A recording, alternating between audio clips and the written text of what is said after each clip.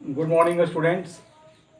आज हम लोग लेसन 2 लेकर चल रहे हैं और सेंटेंस जो है इंग्लिश में क्या लगाकर जो है यानी कि प्रश्नवाचक वाक्य हम बनाना सिखाएंगे आपको। और वह विद्यार्थी जो कंफ्यूज हो जाता है हेल्पिंग वर्ब के साथ क्या जब आता है शब्द, उस क्या का सेंटेंस नहीं बना सकता है, तो उसके लिए ये वीडियो बहुत ही फायदेमंद होगी। तो आइए हम देखते हैं। जैसे मान लीजिए कि हमारा सेंटेंस है कि वह एक अच्छा विद्यार्थी है। वह एक अच्छा विद्यार्थी है।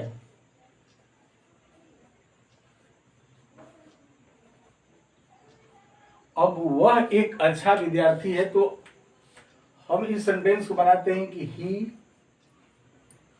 Is a good students. तो आज हम लोगों को सीखना है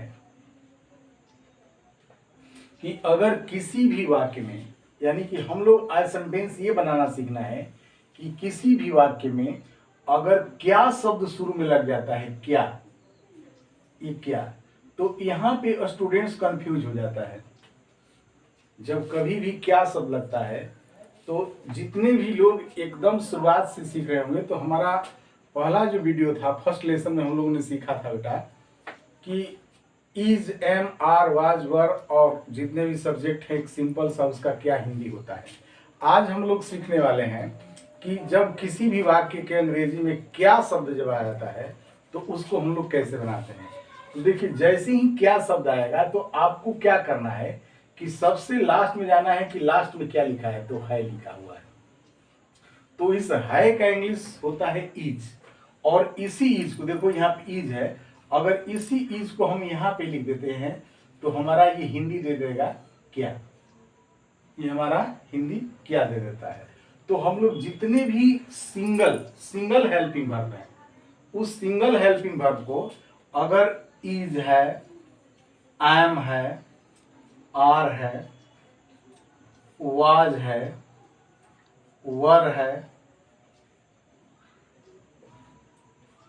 हैज है, हैव है या हैड है, इसको अगर आप शुरू में लिखते हैं, किसी भी वाक्य के शुरुआत में इंग्लिश में लिखते हैं, तो ये हिंदी क्या देता है। माइंड में आप सेट करिए कि अगर हम किसी भी वाक्य के शुरुआत में, इंग्लिश वाक्य के शुरुआत में इसको अगर लिखेंगे तो ये हिंदी क्या देगा। इसके बाद जैसा सब्जेक्ट लगता है, इज के साथ जैसा सब्जेक्ट लगता हो, एम के साथ जैसा सब्जेक्ट लगता हो, हैज के साथ, हैव के साथ जैसा सब्जेक्ट लगता है लिखेंगे।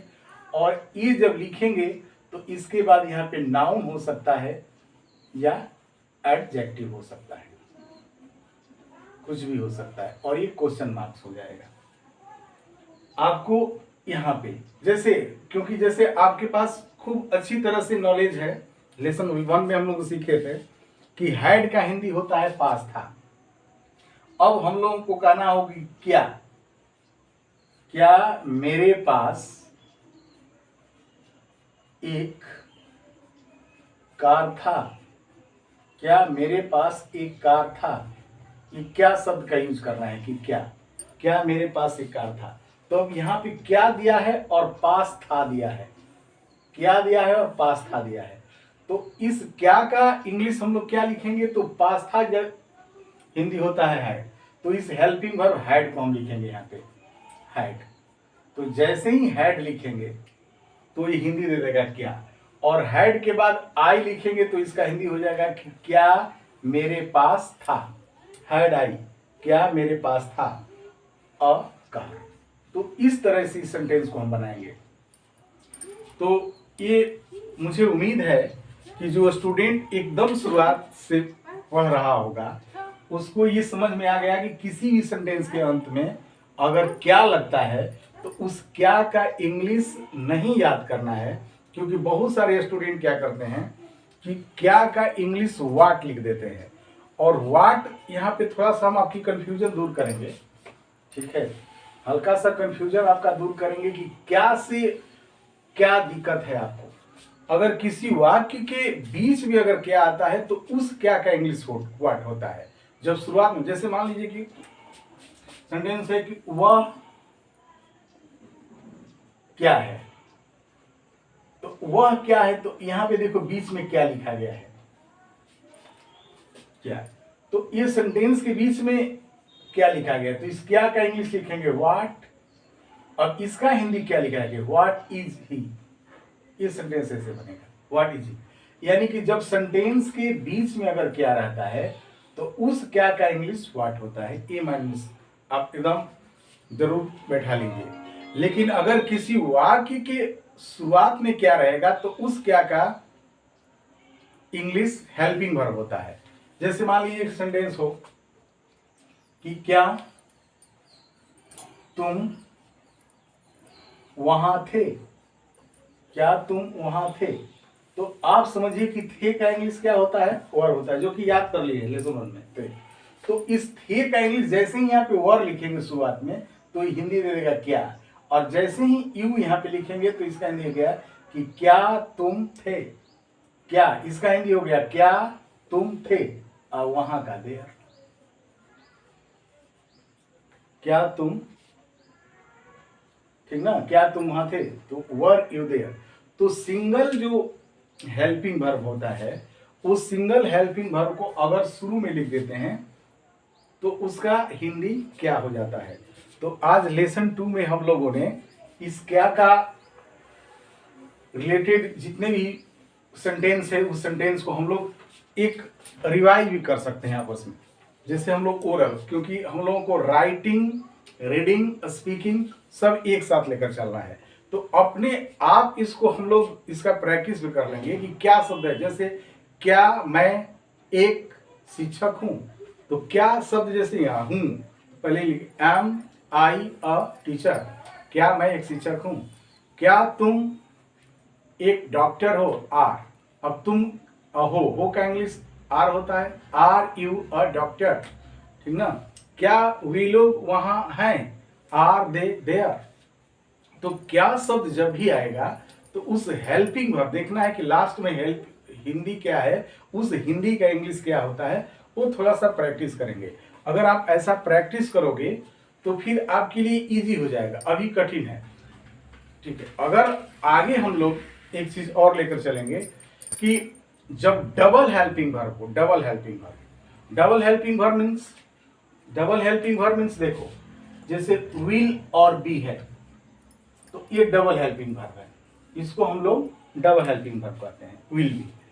तो इस डबल हेल्पिंग वर्ब में क्या करते हैं कि इसके बीच में सब्जेक्ट को डालते हैं क्या लगाने के लिए। जैसे मान लीजिए विल बी का हिंदी होता है होगा, विल बी का हिंदी होता है होगा या होगी, होगा या होगी। अब जैसे कहना हो कि क्या वह एक लेखक होगा, क्या यह वह एक लेखक होगा। अब यहां पे क्या शब्द आ गया तो यहां भी हेल्पिंग वर्ब भी लगेगा, लेकिन होगा का इंग्लिश देखिए विल भी हो रहा है, डबल हेल्पिंग वर्ब। तो इस विल को पहले शुरुआत लिखेंगे, इसके बाद यहाँ पे सब्जेक्ट लिखेंगे और तब भी लिखते हैं, यानी कि डबल हेल्पिंग वर्ब जब हम लोग बनाएंगे क्या वाले में डबल हेल्पिंग वर्ब का लेकर लिखेंगे तो उस सब्जेक्ट को दोनों डबल हेल्पिंग वर्ब के बीच में रखेंगे। और हिंदी है will he be a writer, तो हो जाएगा क्या वह एक लेखक होगा, विल। तो उसी तरह से हम वो लोग वर्ड मीनिंग थोड़ा सा याद कर ले कि विल भी होगा, जैसे मे भी है, हो सकता है। अब ये हिंदी तो आपको याद रखना पड़ेगा बेटा, हो सकता है, ठीक है ना। तो मे भी का हिंदी हो गया हो सकता है। अब आपको कहना हो कि क्या वे लोग वहां हो सकते हैं, हो सकते हैं, क्या वे लोग वहां हो सकते हैं।